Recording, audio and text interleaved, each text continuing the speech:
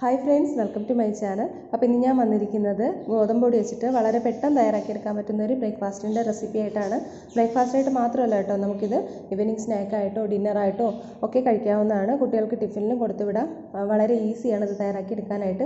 അപ്പോൾ ഉറപ്പായിട്ട് നിങ്ങളൊന്ന് ട്രൈ ചെയ്ത് നോക്കാം കേട്ടോ. അപ്പോൾ ഇതിങ്ങനെയാണ് തയ്യാറാക്കുന്നതെന്ന് നോക്കാം. അപ്പോൾ അതിനായിട്ട് ഞാനിവിടെ ഒരു കടായിലേക്ക് ഒരു 2 ടേബിൾ സ്പൂൺ അളവിൽ എണ്ണ ഒഴിച്ച് കൊടുത്തിട്ടുണ്ട്. അതിലേക്ക് കടുക് ചേർത്ത് കൊടുക്കാം. കടുകൊന്ന് പൊട്ടി വരുമ്പോൾ അതിലേക്ക് ഞാനിവിടെ ഒരു 2 വലിയ സവാളയാണ് എടുത്തിരിക്കുന്നത്. അത് നീളത്തിലരിഞ്ഞതും കുറച്ച് കറിവേപ്പിലയും കൂടി ചേർക്കുന്നുണ്ട്. അത് ചേർത്ത് നമുക്കൊന്ന് വഴറ്റിയെടുക്കാം. അപ്പോൾ വളരെ ഈസിയാണ് കേട്ടോ. നമുക്ക് രാവിലെയൊക്കെ വളരെ പെട്ടെന്ന് തയ്യാറാക്കിയെടുക്കാൻ പറ്റുന്നൊരു ബ്രേക്ക്ഫാസ്റ്റാണിത്. ഇതിലേക്ക് ഞാൻ ആവശ്യത്തിന് ഉപ്പ് കൂടി ചേർത്ത് കൊടുക്കുന്നുണ്ട്. നന്നായിട്ട് അതൊന്ന് യോജിപ്പിച്ച് കൊടുക്കാം. ഇതൊന്ന് യോജിപ്പിച്ച് കൊടുത്തതിന് ശേഷം ഇത് കുറച്ച് നേരം ഒന്ന് അടച്ച് വെച്ച് അതൊന്ന് വേവിച്ചെടുക്കാം. അപ്പോൾ അടച്ച് വെച്ച് വേവിക്കുമ്പോൾ അത് പെട്ടെന്ന് തന്നെ വഴണ്ട് കിട്ടും. അതിന് വേണ്ടിയിട്ടാണ്. അപ്പോൾ കുറച്ച് നേരം ഒന്ന് അടച്ച് വെച്ച് അതൊന്ന് വേവിച്ചെടുക്കാം. ഇപ്പോൾ കുറച്ച് ഈ സമയം കൊണ്ട് നമുക്ക് ഇഞ്ചിയും വെളുത്തുള്ളിയൊക്കെ ഒന്ന് ചതച്ചെടുക്കാം കേട്ടോ. അപ്പോൾ അത് നന്നായിട്ട് അല്പം ഒന്ന് വഴണ്ട് വന്നിട്ടുണ്ട്. അതിലേക്ക് ഞാനിവിടെ ഒരു ചെറിയ കഷ്ണം ഇഞ്ചിയും ഒരു 3-4 വെളുത്തുള്ളിയും ചതച്ചതും അതുപോലെ ഒരു പച്ചമുളക് ഇതിലേക്ക് ചേർക്കുന്നുണ്ട്.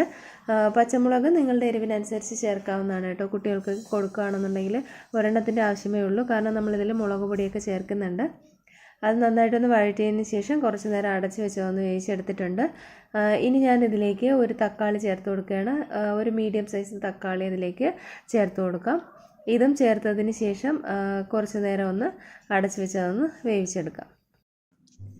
അപ്പോൾ സവാളയും തക്കാളിയൊക്കെ അല്പം കൂടി ഒന്ന് വഴണ്ട് വന്നിട്ടുണ്ട്. ഇനി നമുക്കിതിലേക്ക് ഇതിൻ്റെ മസാലപ്പൊടികൾ ചേർത്ത് കൊടുക്കാം. അപ്പോൾ ഞാനിവിടെ ഒരല്പം മഞ്ഞൾപ്പൊടി ചേർക്കുന്നുണ്ട്. 1/4 ടീസ്പൂണൊന്നും വേണ്ട, കുറച്ച് മതിയാകും. മഞ്ഞൾപ്പൊടി ചേർത്ത് കൊടുക്കുക. ഇനി ഇതിലേക്ക് ഒരു 1/2 ടേബിൾ സ്പൂൺ അളവിൽ, അല്ലെങ്കിൽ ടീസ്പൂൺ ആയാലും മതി, ടീസ്പൂൺ അളവിൽ മുളക് പൊടി ചേർത്ത് കൊടുക്കുക. എരിവുള്ളതാണെങ്കിൽ 1/2 ടീസ്പൂൺ മതിയാകും കേട്ടോ. ഇനി അതിലേക്ക് ഞാനൊരു 1/4 ടീസ്പൂൺ അളവിൽ ഗരം മസാല ചേർക്കുന്നുണ്ട്.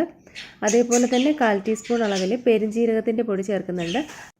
പെരുംജീരകത്തിൻ്റെ പൊടി ഇല്ലയെന്നുണ്ടെങ്കിൽ ഗരം മസാല ഒരു 1/2 ടീസ്പൂൺ ചേർത്ത് കൊടുത്താൽ മതി.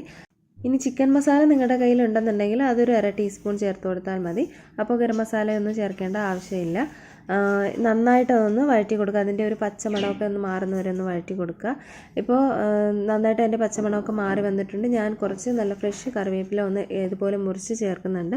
അപ്പോൾ ലാസ്റ്റിൽ ഇതുപോലെ കറിവേപ്പില കുറച്ച് ചേർക്കുകയാണെന്നുണ്ടെങ്കിൽ നല്ല മണവും ടേസ്റ്റും ഒക്കെ ആയിരിക്കും. മല്ലിയില ഉണ്ടെന്നുണ്ടെങ്കിൽ അത് ചേർത്ത് കൊടുത്താലും മതി.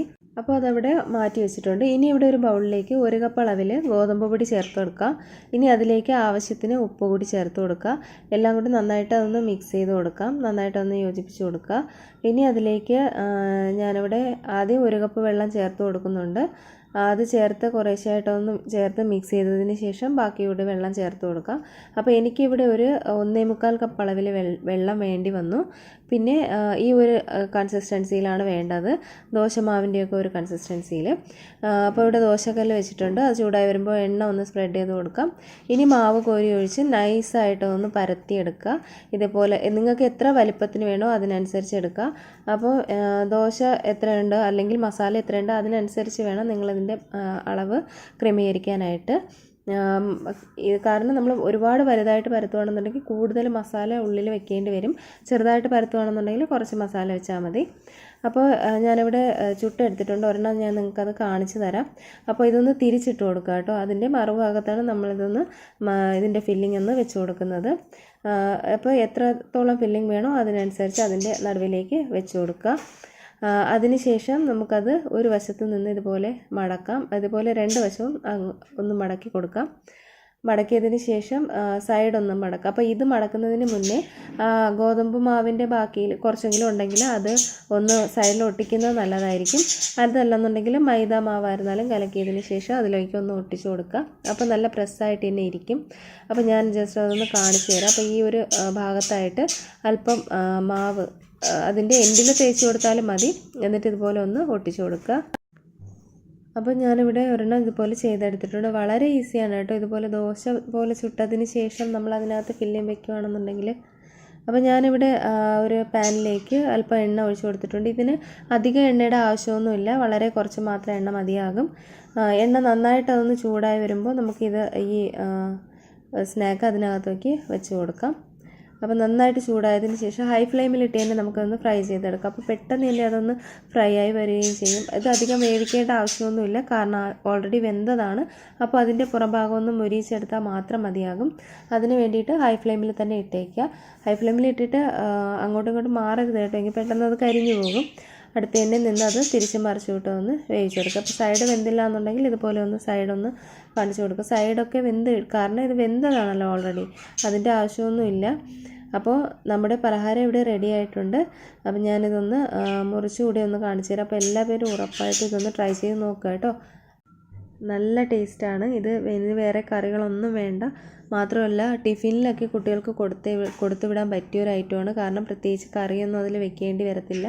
കുട്ടികൾക്ക് കഴിക്കാനും ഇത് വളരെ ഈസി ആയിരിക്കും. മാത്രമല്ല ഏത് നേരവും കഴിക്കാൻ, നമുക്ക് രാവിലെയോ ഉച്ചയ്ക്കോ രാത്രിയോ ഒക്കെ കഴിക്കാൻ പറ്റിയൊരു പലഹാരമാണിത്. അപ്പം ബ്രേക്ക്ഫാസ്റ്റായിട്ടും ഡിന്നറായിട്ടും ഒക്കെ കഴിക്കാം. അപ്പോൾ ഉറപ്പായിട്ട് എല്ലാവരും ട്രൈ ചെയ്ത് നോക്കിയിട്ട് ഇതിനെക്കുറിച്ചുള്ള കമൻ്റ് ഒന്ന് അറിയിക്കാൻ മറക്കരുത്. അതോടൊപ്പം ഇത് ഇഷ്ടമായാൽ ലൈക്ക് ചെയ്യാനും ഷെയർ ചെയ്യാനും ചാനൽ സബ്സ്ക്രൈബ് ചെയ്യാനും മറക്കരുത്. പുതിയൊരു വീഡിയോ ആയിട്ട് നമുക്ക് വീണ്ടും കാണാം. അതുവരേക്കും എല്ലാവർക്കും ബായ്. താങ്ക്